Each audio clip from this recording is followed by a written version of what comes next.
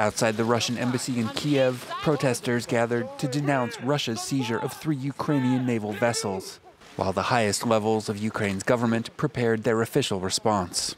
President Petro Poroshenko, meeting with his National Security Council, called on Parliament to implement martial law for a period of 60 days.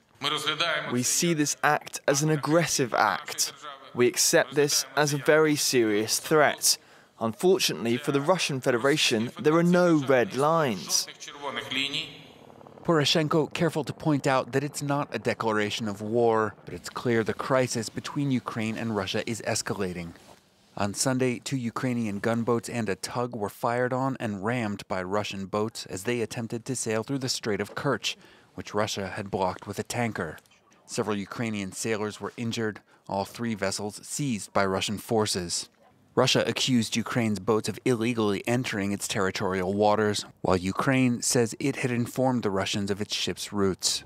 Under a treaty dating to 2003, the Strait of Kerch and Sea of Azov are shared territorial waters, but tensions have been building there since Russia annexed Crimea from Ukraine in 2014. Russia has recently begun inspecting all vessels sailing through the strait, part of what Kiev says is a creeping blockade of key Ukrainian ports on the Azov Sea. Russian politicians, including Crimean leader Sergei Aksyonov, blame Kiev for Sunday's incident, calling it a puppet of the West. I think that hysteria and provocations from our neighbor country will continue as long as Kiev has a Russophobic regime controlled from the outside.